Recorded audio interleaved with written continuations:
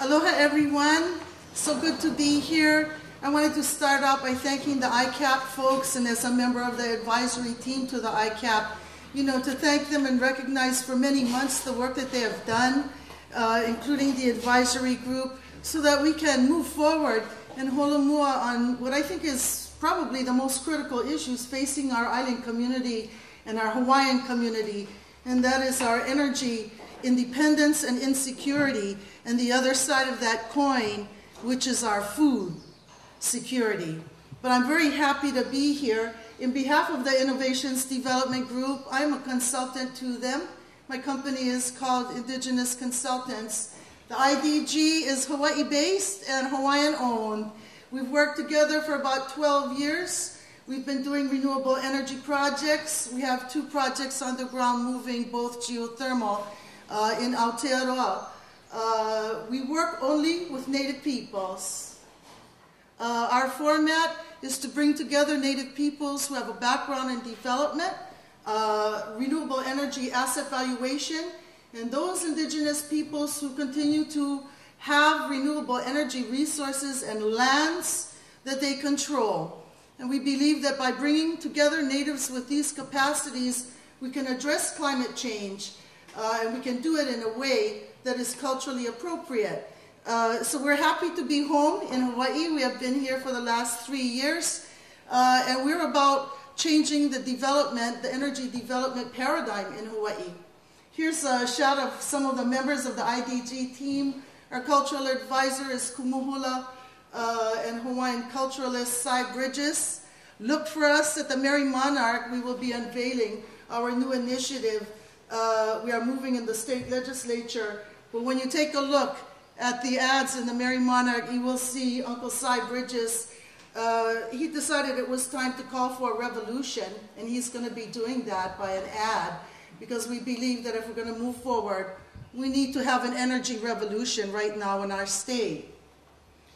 The model that we use is one that is inclusive of all stakeholders, and why we're doing this is because in the state of Hawaii, our renewable energy resources belong to us.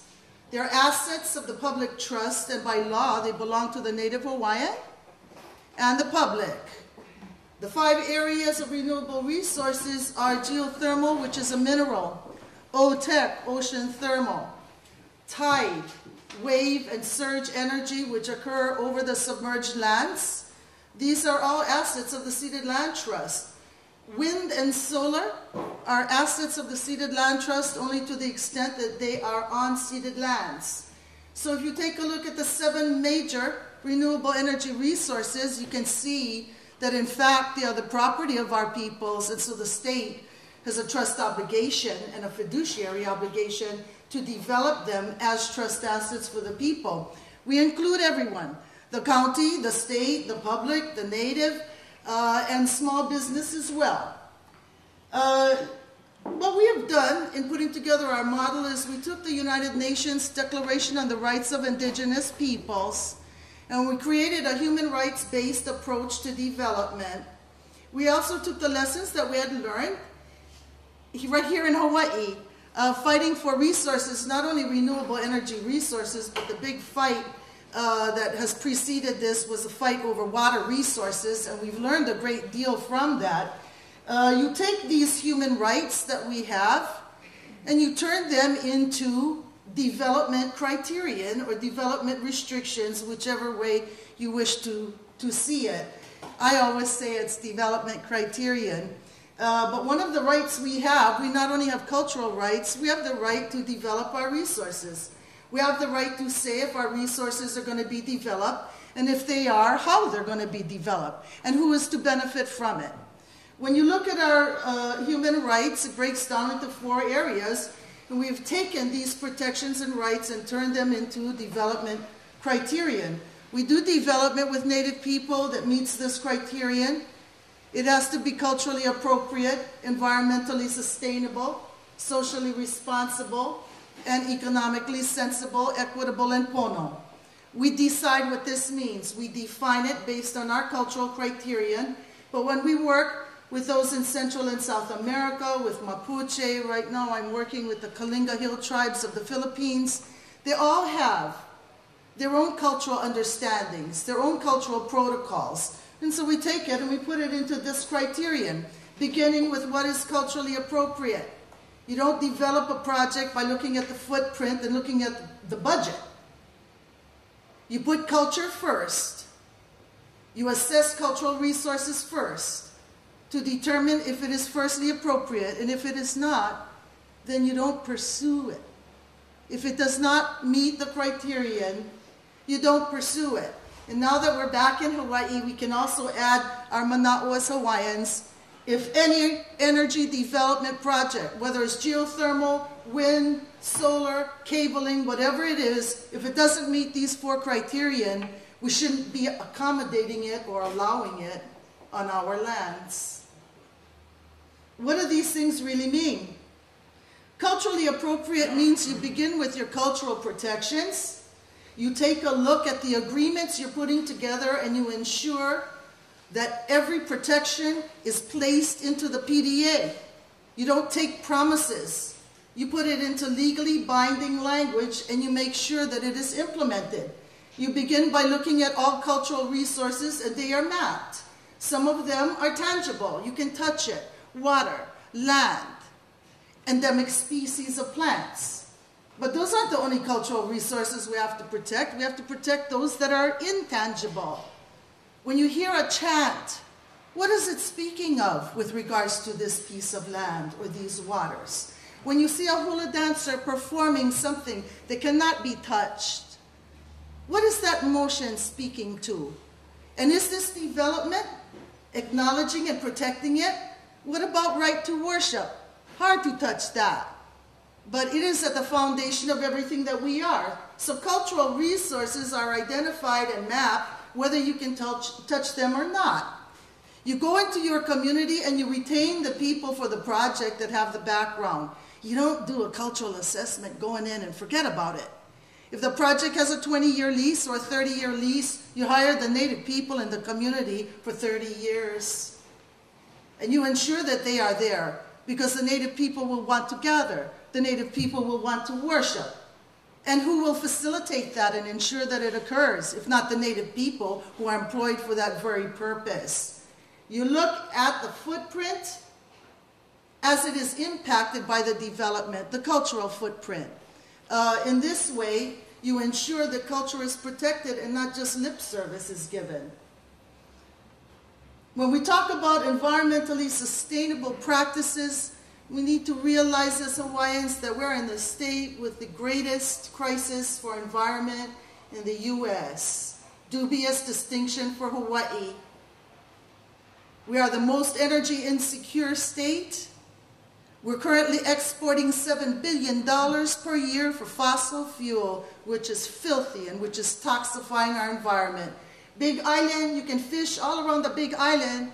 Unfortunately, you cannot eat any fish in 3/4 of the Big Island now because of ciguatera, 80% of which comes from non-point pollution, from oil and gas. In Hawaii, we can no longer pay the fuel prices. We can no longer afford to continue to import toxic and filthy fossil fuels. And as Hawaiians, when we look at it, it's easy to talk, aloha aina, but every time we turn the key in our car, every time we throw the switch, we contribute to the consumption of fossil fuel. So we have to see this as Hawaiians. Hard to talk aloha aina if you're not really going to walk the walk. That hasn't really changed.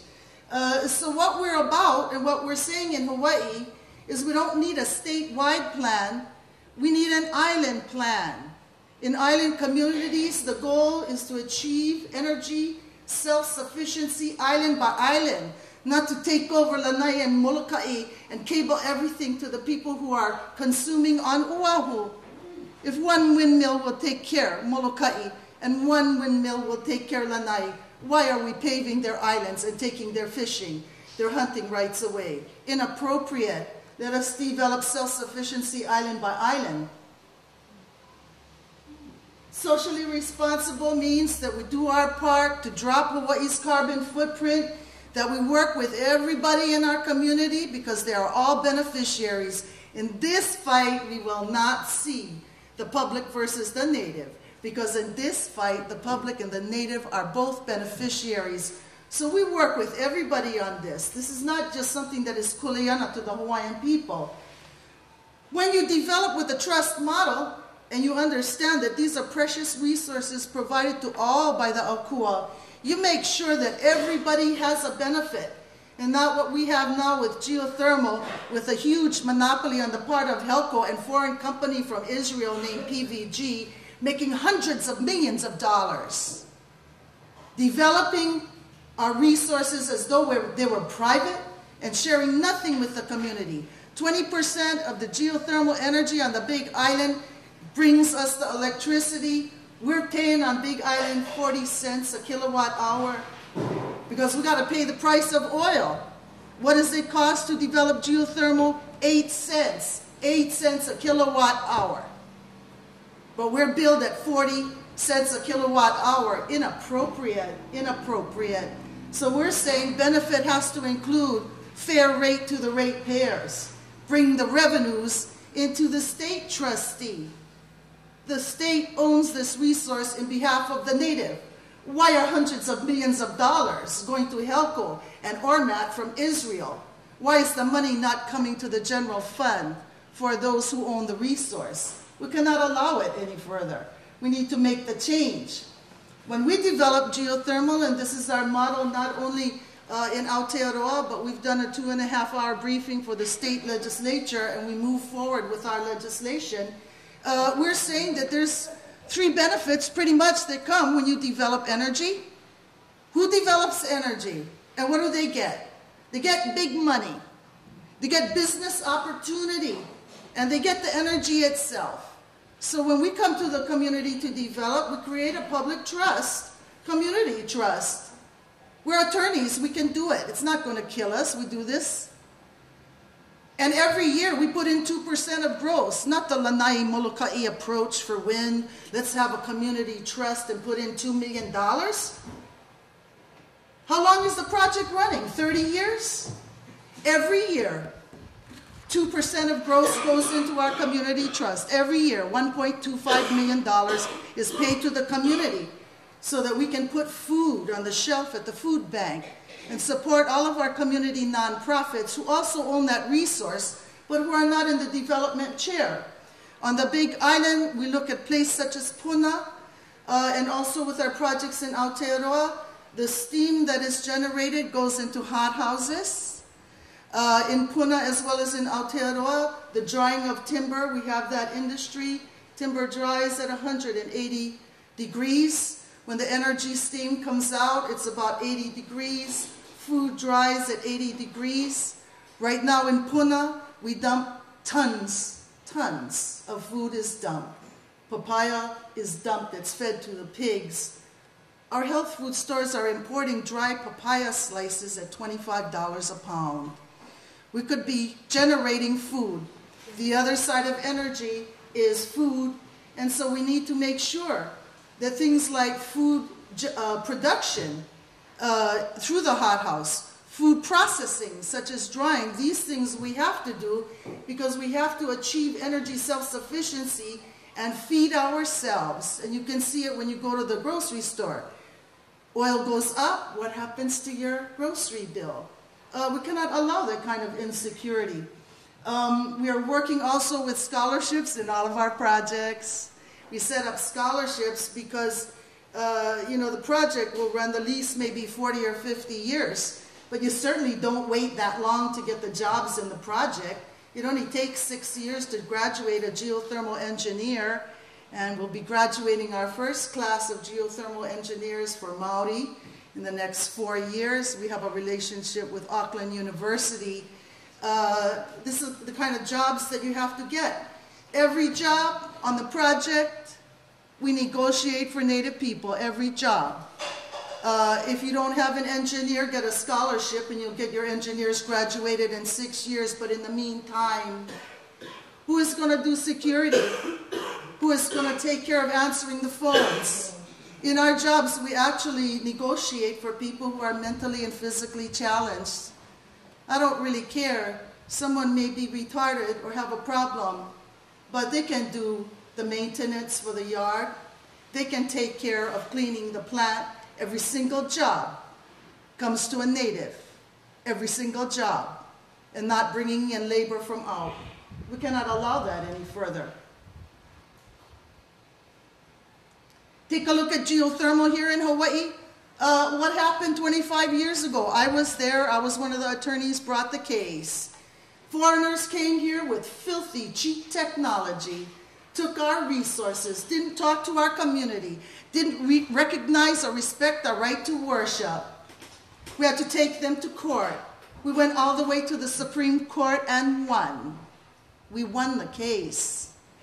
We went to the state and amended Chapter 343 to protect cultural rights. We had significant wins, but we didn't stop geothermal development. We've had geothermal development in our state for 18 years. We won the right to protect our culture. In 18 years, there hasn't been a single case of a single Hawaiian or non-Hawaiian whose right to practice their culture or worship has been impinged upon by geothermal. 18 years. There's not been a single example of it. What we haven't gotten is our social benefit. What we did last time around is still the appropriate approach, whether it's geothermal, wind, or anything else. People come here with filthy, cheap technology. They give nothing to the community. You shut them down. That is the appropriate way. If you have to get arrested, you do so. I have done that. If you have to go to court, let's go. But we don't need to pursue energy development in this way anymore, do we? We have a challenge, and that is to take what we have learned, the capacity and the obligations we have, our cultural obligations, and our obligations that are spiritual as well, and develop in the right and appropriate way for our own self-sufficiency. I'm sure you all know Billy Kinoy is going to the Philippines with Ormad and Helco. They're gone right now. They're looking at 700 to 1,000 megawatts so that we can have hydrogen batteries going to China. I don't think so.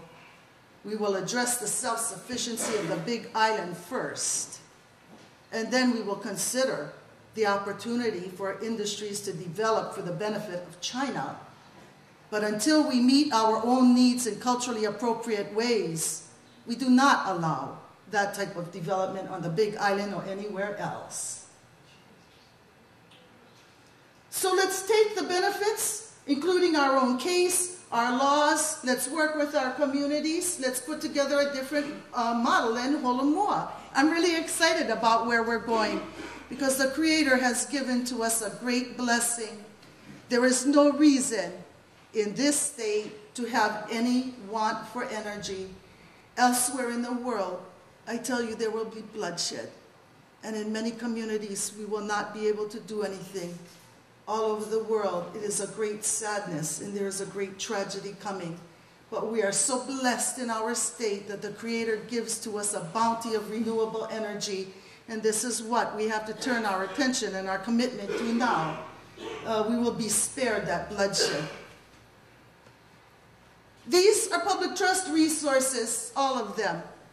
Are we going to fight for our resources as we have fought for our lands? Or are we going to look the other way and pretend that those such as Helco will be allowed free reign? We can't allow it. And that's why we've gone into the state legislature.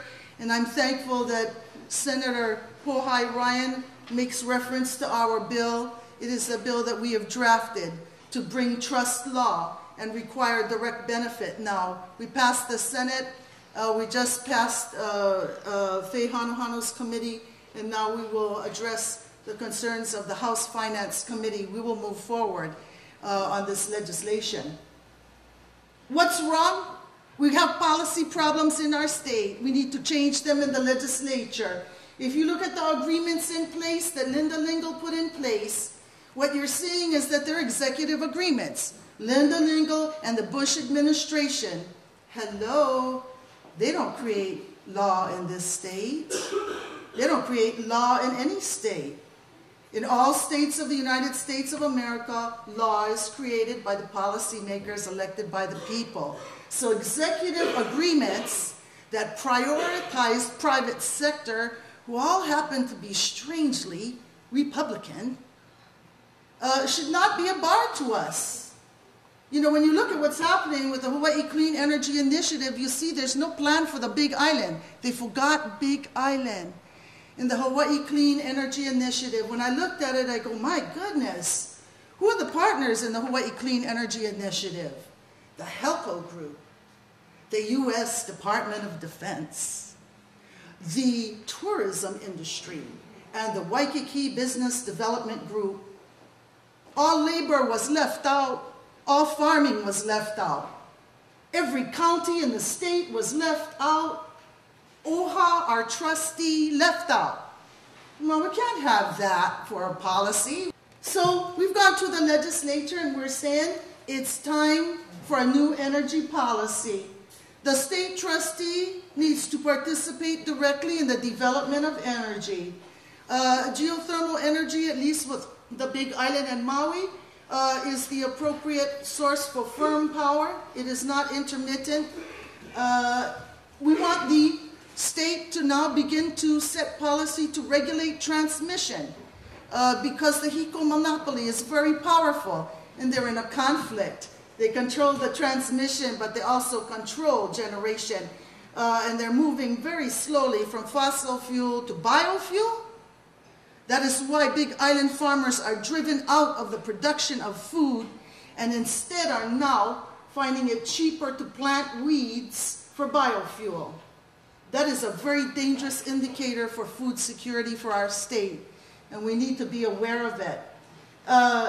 We're saying that we support the ownership of utilities, and this is also part of our model. We are for profit, but we do not believe that private sector should control the development or the ownership of energy resources of Native peoples. So in our project, we take our ownership interest, and as soon as plants are built and revenues come in, we begin to sell our interest to the Native trustee. We do not sell to private sector. So you might have a 40-year lease when we develop energy, but within the first 15 years, we divest ourselves and we will transfer our interest to the Native trustee. Our job is to put Native resources and Native lands in the hands of Native peoples. Some private sector partners in our project will be there for the 40-year term. After that, all are welcome to exit, and our agreements, our legal agreements, require that at the end of the lease term, the Native trustee and the Native beneficiary own those plants. We think it's very appropriate to have that in a state where the trust actually is under a state trustee. Some people look at us and shake their heads. When we went to the legislature, Jerry Chang said to us, he said, are you a non-profit? I told him, no, Representative, we are not. We are for-profit, but we don't make a killing off of anybody. We're here to help Native people develop their resources. You can make a fair profit without destroying culture, destroying the environment, ripping off those who are poor, making hundreds of millions of dollars. That kind of way to develop is inappropriate for Native peoples. Let's shift the paradigm. When you look for our ads, take it seriously. When you see somebody like Kumuhula Side Bridges saying, come join the energy revolution, we're real serious about it. We've put in a bid responding to the HELCO RFI. 20 national and international companies bid to come to Hawaii. We only know 2, us and the ORMAT. The other 18, we don't know. But we're saying whether the IDG wins or not, we insist, we will insist that these protections are utilized. And when ORMAT said to me the other day, well, you can insist all you want, but what happens if you don't get your way? I just laughed and I told them, you know what, you know the answer to that. We already had to shut you all down. And the first time around, it wasn't sufficient to shut them down. We had to drive them into bankruptcy to ensure that they will never try that with any other indigenous peoples again. So those that do not listen and hearken will have to learn the hard way, but we don't have to repeat that sad past. We have the commitment now and we have the capacity to move forward, and that's what we're gonna do. Mahalo.